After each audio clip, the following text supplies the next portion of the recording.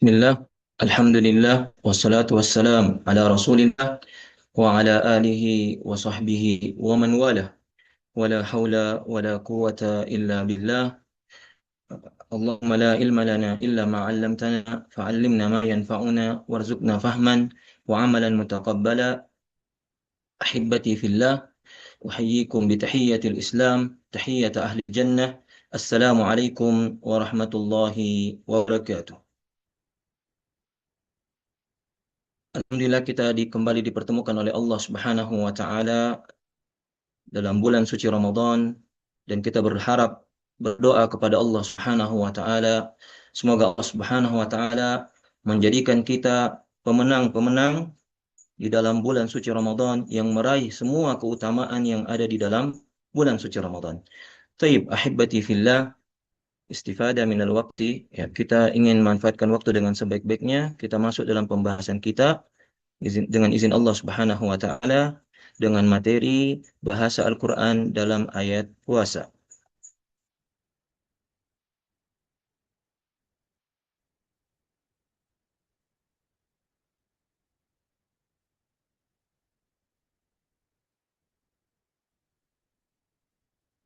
Taib, pembahasan kita adalah bahas Al-Qur'an dalam ayat-ayat puasa.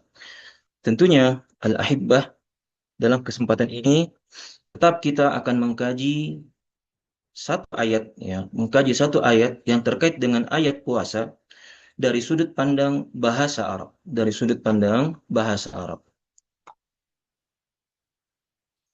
Ayat yang akan kita kaji adalah firman Allah Subhanahu wa taala dalam surah Al-Baqarah ayat 183, "Ya ayyuhalladzina amanu kutiba 'alaikumus shiyam kama kutiba 'alal ladzina min qablikum la'allakum tattaqun." Tentunya al-ahibbah, kita akan menganalisis makna-makna dari sudut pandang bahasa Arab terkait ayat ini. Ya, analisis kita insya Allah Subhanahu wa taala terkait dengan analisis ilmu nahwu, analisis ilmu ma'ajim, analisis ilmu balaghah. Dan ini yang selalu kita akan munculkan dengan izin Allah Subhanahu wa taala jika kita mengkaji suatu ayat atau hadis dari Rasulullah sallallahu alaihi wasallam. Sekarang kita masuk dalam penggalan ayat, ya, dalam penggalan ayat. Ya, ini penggalan pertama adalah firman Allah Subhanahu wa taala yang berbunyi ya ayyuhalladzina amanu. Ya ayyuhalladzina amanu, wahai orang-orang yang beriman. Bagaimana maknanya dari segi analisis ilmu nahwu? Nah, kita di sini perhatikan Allah Subhanahu wa taala menggunakan harfun nida ya. Ya, Allah Subhanahu wa taala menggunakan harfun nida ya, ya. Kita lihat di situ. Nah, di sini ya ayyuhalladzina amanu, Allah menggunakan harfun nida ya, dan ya merupakan ummul bab, ya, ummul bab dalam babun nida, ya, terkait dengan babul nida atau babul munada. Ya, dalam pembahasan bab nida maksudnya adalah panggilan atau seruan, ya, yang muncul selalu dalam ucapan bahasa Arab atau ucapan orang-orang Arab, yaitu menggunakan ya, menggunakan ya. Kemudian Allah Subhanahu wa taala datang setelahnya menggunakan ayyu. Dan ayyu dalam i'rabnya dari segi nahwu, dia adalah munada maksudah. Munada maksudah mabniun 'ala dhammi fi mahallin nasbi. Maksudnya adalah panggilan yang ditujukan kepada orang tertentu, orang yang sudah diketahui, orang yang kita ingin khususkan. Nah, itu maksudnya dengan munada maksudah. Jadi beda dengan kalau kita misalnya masuk di sebuah ruangan, kemudian kita mengatakan ya taliban. Ya, kalau ya taliban maknanya ya wahai siswa, wahai mahasiswa misalnya, atau wahai siswa misalnya. Ini bebas. Kita tunjuk siapa aja. Karena kita menggunakan taliban. Ya, ya taliban. Tapi kalau kita mengatakan ya talibu, wahai mahasiswa, menggunakan dhamma di situ, ya, maka di sini kita sudah tahu siapa yang kita ingin panggil. Sudah tahu pada siapa kita ingin panggil. Maka Allah Subhanahu wa taala menggunakan ya ayyu. Ayyu di sini Allah sudah mengetahui siapa yang Allah akan panggil. Kemudian ada kata ha. Ya, ha di sini litanbih. Ya, dan ini merupakan salah satu uslub, ya, salah satu tata cara bahasa Arab, ya, dalam memanggil seseorang untuk menarik perhatiannya, untuk meminta kefokusannya, sehingga apa yang akan diserukan setelah panggilan ini atau apa yang akan diperintahkan setelah panggilan ini adalah sesuatu yang urgen, sesuatu yang sangat penting. Maka Allah Subhanahu wa taala ya ayyuha mengatakan ya ayyuha. Kemudian datang setelahnya alladzina. Isim mausul. Alladzina isim mausul posisinya adalah badal. Posisinya adalah badal dari ayyu. Posisinya badal dari ayyu. Jadi dia adalah pengganti dari ayyu. Ya, andaikan ayyu tidak ada, bisa kita gunakan langsung alladzina. Ini di luar Al-Quran tentunya. Tapi Allah Subhanahu wa taala ya menggunakan alladzina, dan alladzina adalah isim mausul yang menunjukkan jamak. Yang menunjukkan jamak artinya banyak, ya. Kemudian datang setelahnya jumlah mausulah yaitu amanu. Amanu ya orang-orang yang beriman, orang-orang yang beriman. Makanya ternyata Allah Subhanahu wa taala memanggil orang-orang yang telah beriman karena dia datang dalam bentuk fiil madhi.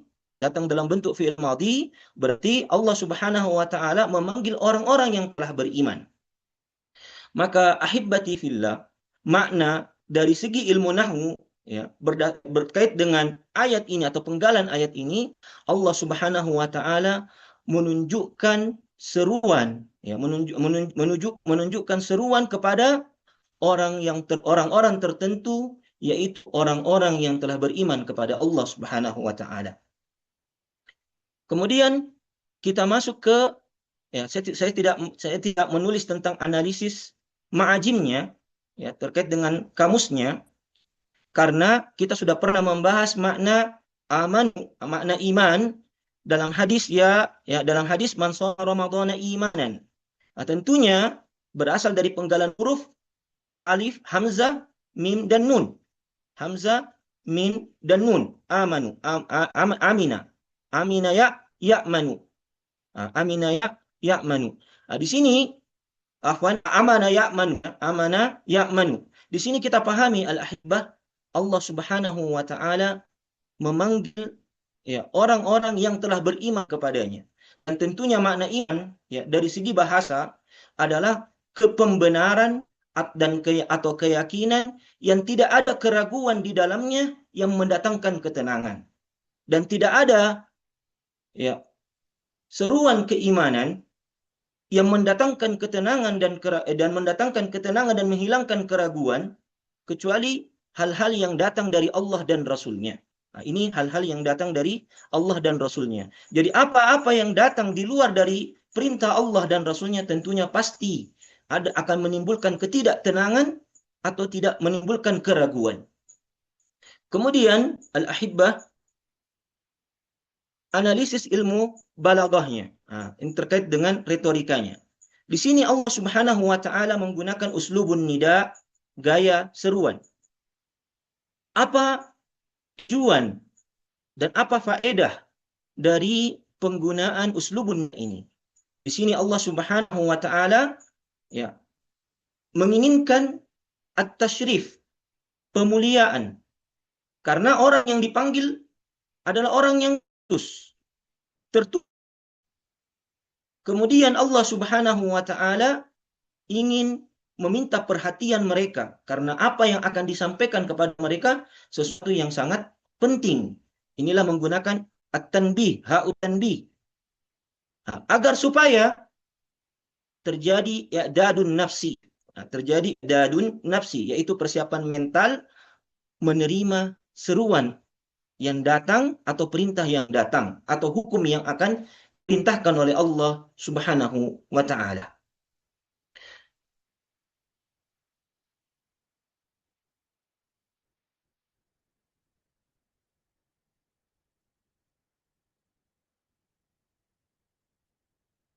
Kemudian kita masuk penggalan ayat berikutnya, kutiba alaikumus siyam kama kutiba alal ladzina min qablikum. Nah, setelah datangnya panggilan atau seruan, maka Allah datang dengan suatu perintah, datang dengan suatu seruan, arahan hukum, yaitu kutiba alaikumus siyam kama kutiba alal ladzina min qablikum. Analisis ilmu nahwunya. Kutiba fi'il madi mabniun lil majhul, fi'il yang tidak disebutkan fa'ilnya. As-siyamu naibul fa'il marfu'. Alaikum jar wa majrur muta'alliqun bil fi'il. Jadi al-ahibbah di Allah Subhanahu wa taala menggunakan fi'il madi. Kemudian fi'il madinya ya dalam bentuk lampau, tentunya fi'il madi maksudnya fi'il yang dalam bentuk lampau, dibentuk dalam bentuk majhul, tidak disebutkan fa'ilnya. Tidak disebutkan fa'ilnya. Maka Allah Subhanahu wa taala mengagungkan dirinya. Ketika sebuah fa'il misalnya tidak disebutkan, di antara faedahnya adalah pengagungan terhadap fa'ilnya. Pengagungan terhadap fa'ilnya. Nah, di sini Allah Subhanahu wa taala mengagungkan dirinya dengan datang dalam bentuk fi'il madhi. Datang dalam bentuk fi'il madhi dan mabni lil majhul, tidak menyebutkan fa'ilnya, padahal fa'ilnya adalah Allah Subhanahu wa taala. Allah Subhanahu wa taala. Kemudian kita masuk ke analisis ilmu ma'ajimnya. Nah, pertama kata kutiba, penggalan hurufnya berasal dari huruf kaf, ta dan ba. Maknanya adalah ini makna dasarnya menghimpun dan menetapkan, ya, menghimpun dan menetapkan. Tetapi dalam makna yang lain, kalau kita merujuk ke kamus Lisanul Arab, ya, salah satu nama kamus yang terkenal, adalah maknanya adalah al-fardu wal ilzam. Kapan makna fardu wal ilzam ini? Ketika kata kutiba atau kataba ini bersambung dengan ala, harfu jar ala. Ya, maka ketika dikatakan kutiba ala, berarti maknanya al-fardu wal ilzam. Tapi kalau dia berdiri, tidak ada huruf jar datang setelahnya, misalnya katabtu ad-darsa, saya menulis pelajaran. Maka makna katabtu di sini adalah menulis. Tapi ketika datang setelahnya kata ala, maka atau harful jar ala, maka maknanya adalah kewajiban atau wajib atau keharusan. Tentunya al-ahibbah di sini ada hal yang menarik. Ketika Allah Subhanahu wa taala, sekiranya di luar Al-Qur'an Allah tidak menggunakan kata kutiba, maka kata alaikum itu bisa bermakna isim fi'il amr. Isim fi'il amr. Sebagaimana yang biasa kita dengarkan di hadis Rasulullah sallallahu alaihi wasallam, alaikum bisunnati. Dan maknanya, karena dia adalah isim fi'il amr, maknanya adalah wajib. Alaikum bisunnati, wajib sekalian mengikuti sunnahku. Dan hadis yang lain disebutkan alaikum bil jamaah, wajib bagi kalian untuk selalu berjamaah. Ini hadis Rasulullah sallallahu alaihi wasallam. Nabi menggunakan kata alaikum, dan alaikum di sini adalah terhitung sebagai isim fi'il amr. Akan tetapi Allah Subhanahu wa taala datang menggunakan fi'il dan menambah harfu jar yang menunjukkan sesuatu yang sangat wajib dan sesuatu yang diharuskan. Dan tujuan ini ditujukan hanya kepada orang-orang yang telah beriman. Kemudian kata as-siyam. Ya, kata as-siyam, al-ahibbah, berasal dari penggalan so, waw, dan mim. Dan maknanya adalah al-imsak, menahan diri. Jadi, kutiba alaikumus siyam, telah diwajibkan atas kalian ibadah yang sifatnya menahan diri kalian. Tentunya al-ahibbah yang selalu kita pahami, yang kita dengarkan biasanya adalah menahan diri dari hal-hal yang tadinya luar bulan suci Ramadan dibolehkan, seperti makan dan minum, dan berhubungan suami istri di siang hari di luar bulan suci Ramadan itu dibolehkan bagi yang sudah menikah. Begitu juga makan dan minum, hukumnya mubah. Akan tetapi ketika memasuki bulan suci Ramadan, pada siang hari di bulan suci Ramadan, Allah Subhanahu wa taala melarang kita meminta kita untuk menahan diri dari tidak makan dan minum yang hakikatnya di luar bulan suci Ramadan mubah. Begitu juga dengan berhubungan suami istri pada siang hari di bulan suci Ramadan, di luar bulan suci Ramadan mubah, tapi pada siang harinya Allah meminta kita untuk menahan diri. Dan hukumnya pada hakikatnya, ya, hukum makan dan minum di luar bulan suci Ramadan dan berjima di luar bulan suci Ramadan hukumnya mubah. Nah, kalau di bulan suci Ramadan sesuatu yang mubah saja dilarang, maka tentunya hal yang hakikatnya sudah haram itu pastinya terlarang karena di luar bulan suci Ramadan sudah dilarang atau diharamkan. Maka al-ahibbah maknanya adalah Allah Subhanahu wa taala meminta kita untuk menahan diri kita dari hal-hal yang mubah, terlebih-lebih lagi hal-hal yang akan pada siang hari di bulan suci Ramadan. Ya, tentunya bulan suci Ramadan. Di sini al-ahibbah kita masuk ke analisis ilmu balaghahnya. Allah Subhanahu wa taala memunculkan adatut tasbih kaf kama kutiba 'alal ladzina min qablikum. Kama kutiba 'alal ladzina min qablikum. Di sini Allah ingin mengabarkan kepada kita bahwasanya wahai orang-orang yang beriman, ya. Ya, di sini beriman di sini maksudnya umatnya Rasulullah Shallallahu alaihi wasallam, sesungguhnya kewajiban terkait puas ini atau asyam ini atas kalian telah pernah diwajibkan kepada orang-orang yang sebelum kalian atau umat sebelum kalian. Dan ini, ya, ingin dari segi makna balaghah sebagai bentuk penghiburan agar orang-orang beriman dari umat Rasulullah SAW tidak kaget dan tidak merasa kecil hati saat perintah ini adalah perintah yang baru. Kemudian, ya, di sini juga menguatkan bahwa perintah kewajiban ibadah puasa ini telah pernah diwajibkan kepada umat sebelumnya dari nabi-nabi yang lain, umat nabi-nabi yang lain. Dan ini menunjukkan juga bahwa agama yang dibawa oleh seluruh nabi dan rasul itu sama. Karena perintahnya datang dari satu zat, yaitu Allah Subhanahu wa taala. Maka agama yang mereka bawa adalah agama Islam. Karena syariat yang disampaikan itu datang dari zat, yaitu Allah Subhanahu wa taala. Dan inilah, ya, hal yang kita bisa ambil pelajaran bahwa tidak ada agama yang lain di sisi Allah selain agama Islam. Karena semua agama para nabi dan rasul semuanya agama Islam. Yang membedakan hanya, ya, beberapa syariat yang mungkin tidak sama. Beberapa syariat yang mungkin tidak sama. Kemudian al-ahibbah, kita masuk ke penggalan terakhir dari ayat ini adalah la'allakum tattaqun. La'allakum tattaqun. Dan tentunya al-ahibbah segi ini la'allakum tattaqun merupakan tujuan. Setelah diperintahkan, dipanggil, diserukan, kemudian disebutkan perintahnya apa yang ingin dicapai dari perintah tersebut adalah la'allakum tattaqun. Kita masuk ke analisis ilmu nahwunya. La'alla harfu tarajji, harf yang menunjukkan pengharapan yang bisa diwujudkan, ya, mengandung makna doa. Wa nasbin, dan dia adalah sifatnya membukan isim.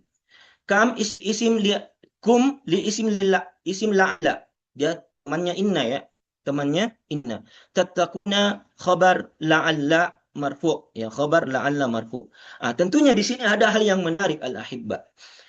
Kalau la'alla itu datang dari seorang hamba, tentunya maknanya taraji, pengharapan yang diharapkan bisa diwujudkan.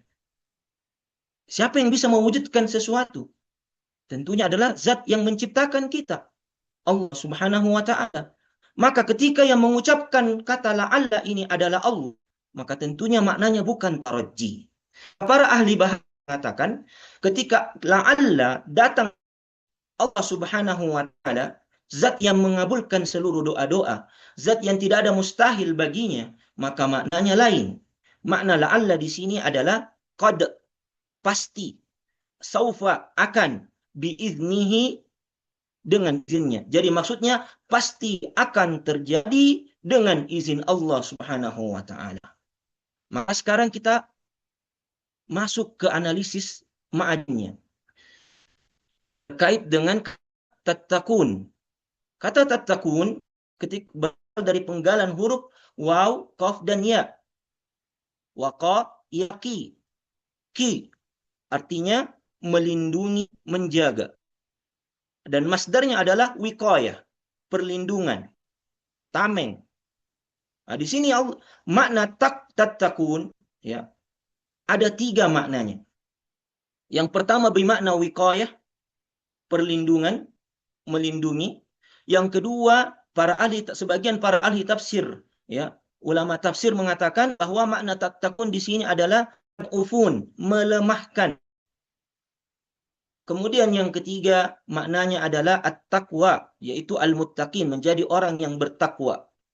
Maka kita lihat dari segi makna tat'ufun dulu, melemahkan. Apa yang dilemahkan? Kalau kita pasangkan kata tattaqun di situ sebagai tat'ufun, maka maknanya pasti kalian akan melemahkan.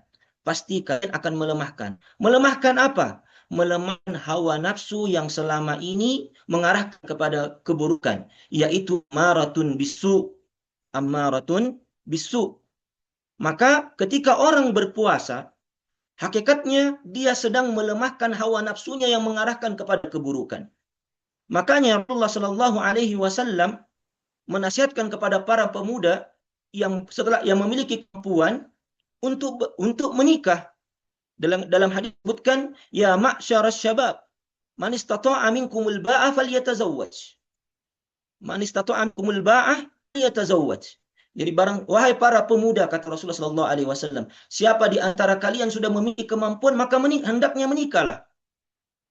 Hendaknya menikah, tentunya secara lahir dan batin.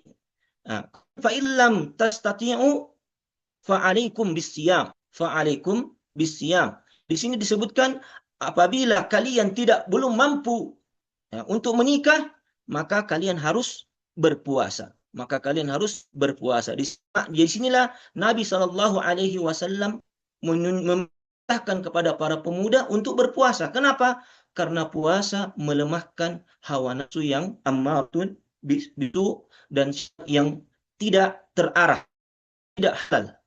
Itu tujuannya dari beribadah puasa. Makanya Rasulullah SAW dalam riwayat yang lain disebutkan as-siyamu junnah. Riwayat yang lain as-saumu junnah. Ya, as-siyamu junnah, as-saumu junnah. Maksudnya adalah puasa itu adalah tameng, puasa itu adalah pelindung. Kemudian makna berikutnya adalah al-wiqayah, tattaqun, pasti kalian akan terlindungi. Pasti kalian akan terlindungi. Tentunya kita akan kaji ini di setelah ayat ini. Begitu juga dengan makna orang yang bertakwa. Kita masuk ke analisis ilmu balaghahnya. Di sini di antara ilmu balaghah yang muncul adalah al-ijaz, yaitu kata kalimatnya pendek tapi syarat akan makna yang sangat luas. Syarat akan makna yang luas, yaitu la'allakum tattaqun. Sekarang kita masuk ke dalam pembahasan berikutnya dari 3 analisis tadi berdasarkan ayat, ya ayyuhalladzina amanu kutiba alaikumusiyam kama kutiba alal ladzina min qablikum la'allakum tattaqun. Apa hakikat perintah ibadah puasa dari Allah Subhanahu wa taala? Apa Allah ingin sebenarnya mendatangkan perintah ibadah puasa kepada orang-orang yang beriman? Jawabannya adalah tazkiyatun nufus, penyucian jiwa. Jadi Allah Subhanahu wa taala memerintahkan kita ibadah puasa dalam rangka mensucikan jiwa kita. Dan tentunya al-ahibbah, kalau kita kembali ke makna la'allakum tattaqun tadi, yang artinya al-wiqayah,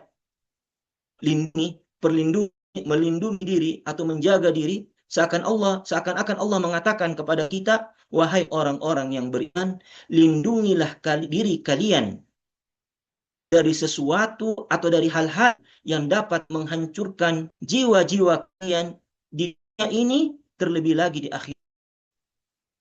Kalau di dunia ini adakah ya hal-hal menghancurkan, sesuatu yang menghancurkan bagi jiwa, melainkan kemaksiatan. Kemaksiatan, tidak ada orang yang suka dengan kemaksiatan. Ya, tidak ada orang yang suka dengan kemaksiatan. Walaupun ada orang yang terjatuh di kemaksiatan, sehakikatnya fitrahnya itu sangat membenci kemaksiatan itu. Tapi dia ya melawan fitrahnya sehingga ia membiarkan diri jiwanya terjatuh dalam kemaksiatan. Dan orang yang melakukan kemaksiatan hakikatnya dia menghinakan dirinya di hadapan makhluk Allah, terlebih lagi di hadapan Allah Subhanahu wa taala. Ini berlaku di dunia. Ketika kita berada di akhirat, orang tidak sempat taubat dari kemaksiatannya, maka dilempar ke api neraka. Dilempar ke dalam. Dan tentunya Allah Subhanahu wa taala selalu memperingatkan untuk melindungi diri kita dari siksaan api neraka sebagaimana disebutkan dalam surah Al-Baqarah ayat 24. Fattaqun nar allati waquduha an-nas wal hijarah uiddat lil kafirin. Maka lindungilah diri kalian dari api neraka yang bahan bakarnya adalah manusia dan batu yang dipersiapkan bagi orang-orang yang tidak beriman.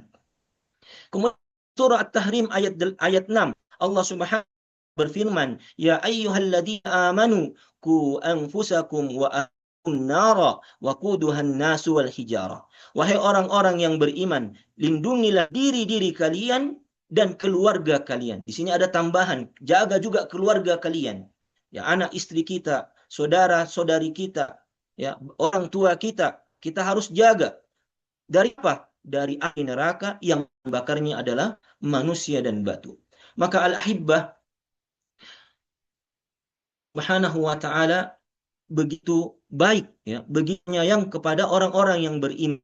Makanya Allah Subhanahu wa taala ketika memasuki bulan suci Ramadan ini Allah memberikan kebaikan yang luar biasa. Di antara kebaikan yang luar biasa yang Allah berikan adalah Allah Subhanahu wa taala memberikan tiket bebas dari siksa api neraka. Ada pembagian tiket bebas dari siksaan api neraka. Sebagaimana sabda Rasulullah sallallahu alaihi wasallam, "Inna lillahi tabaraka wa ta'ala utaqa'a fi kulli yawmin wa lailah." Yakni fi Ramadan. Jadi kata Rasulullah sallallahu alaihi wasallam dalam sabdanya, sesungguhnya bagi Allah Subhanahu wa taala ada orang Allah Subhanahu wa taala bebaskan pada setiap siang harinya di bulan suci Ramadan dan setiap malam harinya di bulan suci Ramadan, orang-orang yang Allah bebaskan dari siksaan api neraka. Dan datang di sini kita perhatikan kata utaqa'a. Kata utaqa'a ini menunjukkan jamak. Lebih dari 3. Kalau berharap kepada Allah Subhanahu wa taala, kembali dalam surah Az-Zumar, Allah Subhanahu wa taala berfirman menggambarkan bagaimana Allah menggiring orang-orang yang beriman untuk masuk ke dalam surga. Allah Subhanahu wa taala berfirman, "Wasiqal ladzina taqau ilal jannati zumara." Dan ketika digiring orang-orang yang bertakwa itu ke dalam surga,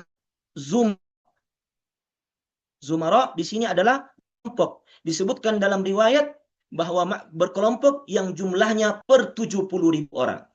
Jadi kalau ketika Allah Subhanahu wa taala ya, tentunya rahmannya Allah yang begitu luas, rahimnya Allah kepada orang-orang yang beriman. Kita berharap mudah-mudahan Allah Subhanahu wa taala membebaskan pada siang hari bulan suci Ramadan, pada malam di bulan suci Ramadan 70.000 orang, bahkan lebih. Bahkan lebih. Kalau kita kalikan ke 30 hari selama sebulan penuh, maka totalnya adalah 2.100.000 orang. 2.100.000 orang. Dan sungguhlah seorang manusia yang kepada Allah Subhanahu wa taala memasuki bulan suci Ramadan dan tidak mendapatkan tiket bebas dari siksaan api neraka. Sungguh merugi ya Adam yang mengaku beriman kepada Allah Subhanahu di bulan suci Ramadan dan dia tidak mendapatkan bebas dari siksaan api neraka. Waliyazubillah. Dan tentunya orang yang bebas dari siksaan api neraka dan dimasukkan ke dalam surga di hari kiamat nanti terhitung sebagai orang-orang yang menang. Dan ini sebagaimana firman Allah Subhanahu wa taala dalam surah Al-Imran ayat 185 dikatakan, "Faman zuhza 'anil nar wa ilal jannah faqad faz." Maka barang siapa yang diselamatkan dari dahsyatnya siksaan api neraka lalu dimasukkan ke dalam surga, maka sungguh dia orang yang menang, orang yang terhitung sebagai pemenang. al-ahibbah fillah, tadi disebutkan makna makna di tattaqun adalah orang yang bertakwa. Dan ini adalah makna yang ketiga. Dan bagaimana sebenarnya pandangan Allah terhadap orang-orang yang bertakwa? Allah sebutkan di dalam surah Qaf, dan ini ciri khasnya dari sudut pandang Allah Subhanahu wa taala. Tentunya Allah yang menilai siapa yang bertakwa. Bagaimana penilaian Allah dan ciri sehingga Allah menghitung seorang yang beriman itu sebagai orang yang bertakwa? Allah sebutkan di dalam surah Qaf ini ayat 31 sampai 33. Allah berfirman, "Wa uzlifatil jannatu lil muttaqina ghaira ba'id." Dan didekatkan surga, ya, didekatkan al jannah surga lil muttaqin bagi orang-orang yang bertakwa, ghaira ba'id, tidak jauh. Nah, di sini maknanya dekat. Jadi betul-betul surga itu didekatkan kepada orang-orang yang bertakwa. Makanya ayat ini mengingatkan kita dengan kisah seorang sahabat, yaitu Abdullah bin Mas'ud ketika ditanya terkait apakah dia meminta dimasukkan ke dalam surga. Maka kata sahabat Abdullah bin Mas'ud radhiyallahu anhu, saya tidak minta dimasukkan ke dalam surga, tapi saya minta didekatkan surga kepada saya. Nah, saya meminta didekatkan surga kepada saya berdasarkan ayat ini. Ya, ini menunjukkan bahwa sahabat melakukan analisis bahasa. Wa uzlifatil jannatu lil muttaqin. Karena kalau kita misalnya meminta masuk surga, ya, karena menurut Abdullah bin Mas'ud, kalau meminta masuk surga, boleh jadi ada orang yang dilempar dulu ke dalam neraka. Karena ada orang yang dilempar dulu ke dalam neraka, lalu dimasukkan ke dalam surga, sama-sama masuk. Ini makna yang dipahami oleh sahabat Abdullah bin Mas'ud.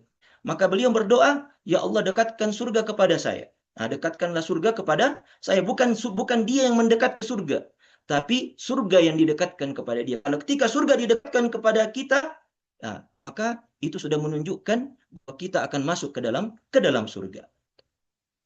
Kemudian Allah jelaskan siapa yang dimaksud dengan orang-orang yang bertakwa ini. Hada ma tu'aduna likulli awwabin hafiz.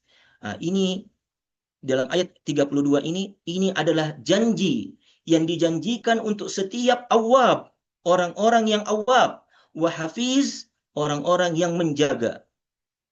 Apa makna awwab? Apa makna hafiz? Allah jelas di ayat 33. Man khasyiyar rahmana bil ghaib wa jaa biqalbin munib. Inilah makna dari awwab dan hafiz itu. Jadi khasyiyar rahmana bil ghaib adalah orang-orang yang ketika dalam kesendiriannya dia teringat dengan dosa-dosanya. Inilah awwab. Teringat dengan dosa-dosanya, lalu ia tangisi dosa-dosanya dengan penuh penyesalan kepada Allah Subhanahu wa taala. Dia tangisi dosa-dosa itu. Jadi man khasyiyar rahmana bil ghaib adalah kesendirian dalam mengingat dosa-dosa sehingga kita teringat betapa malunya kita terhadap pencipta kita yang begitu baik kepada kita, yang kita maksiati selama ini dalam kesendirian kita.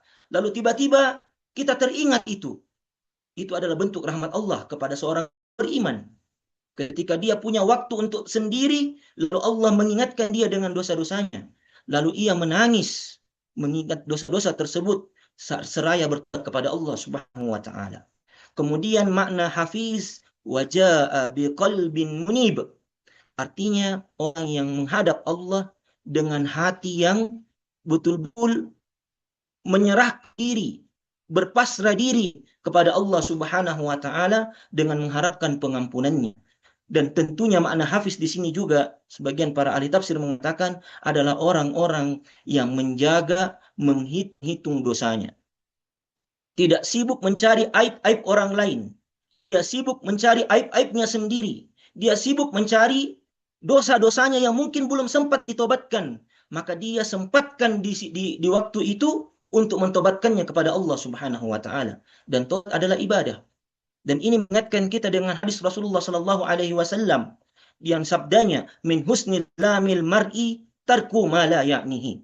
Ya, ciri baiknya Islam seseorang adalah dengan meninggalkan hal-hal yang bukan urusannya. Jangan sibuk dengan urusan yang bukan urusan kita. Jangan sibuk mencari aib-aib orang lain.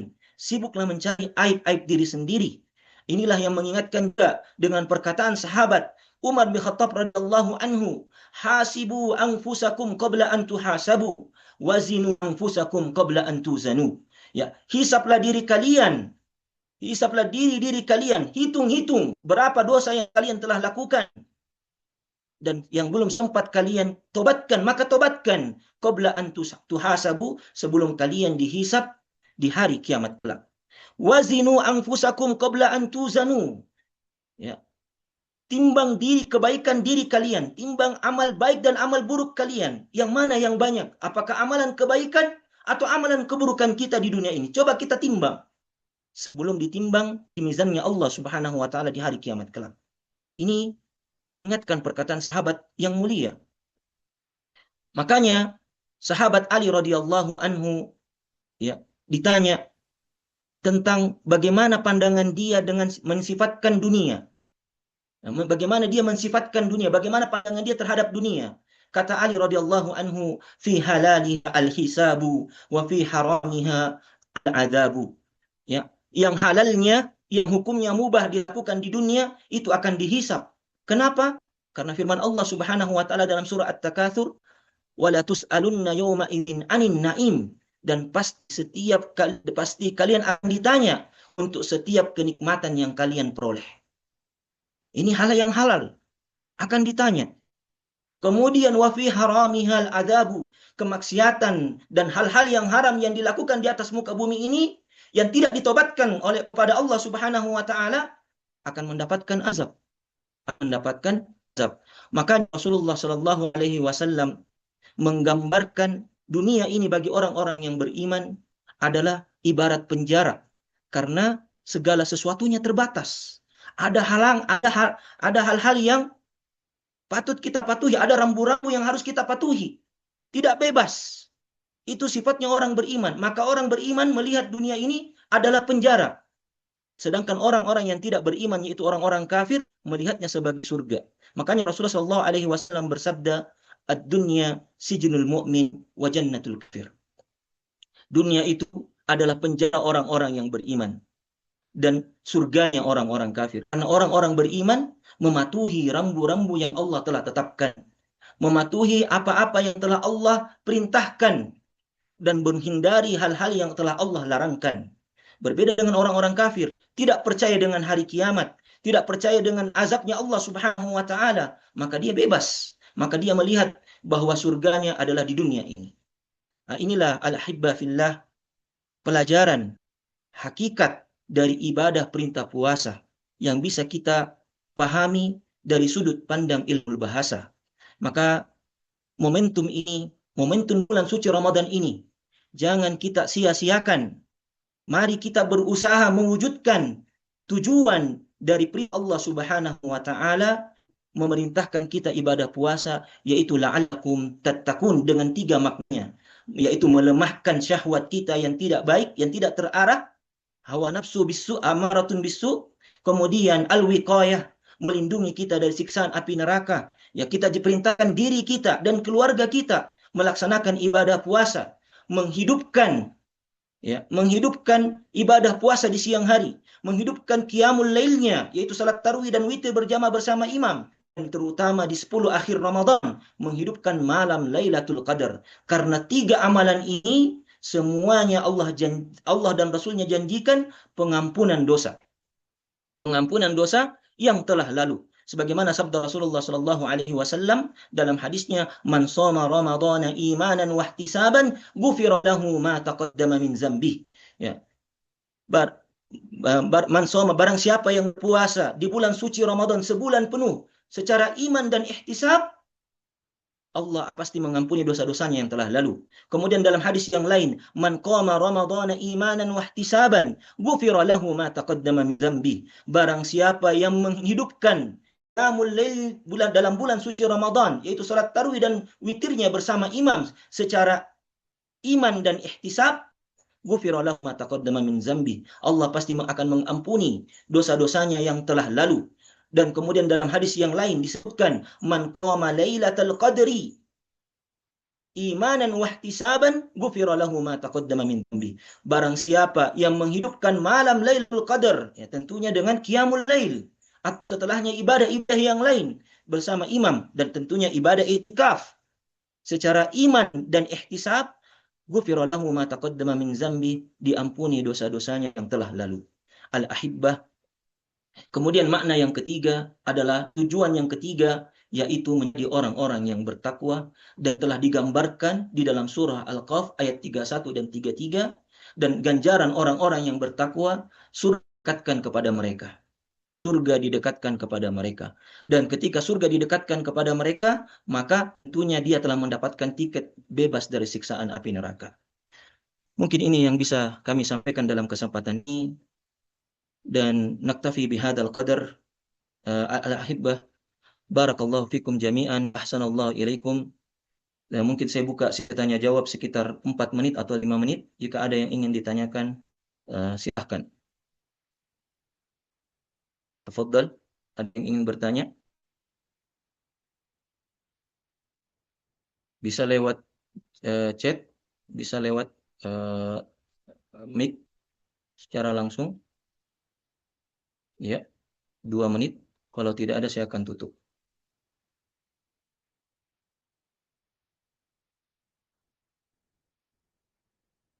Tidak?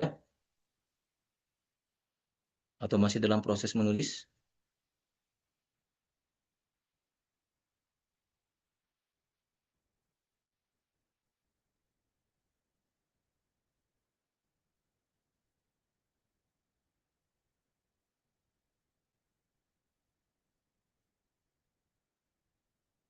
Baik, karena tidak ada yang bertanya, berarti intinya sudah dipahami insyaallah taala.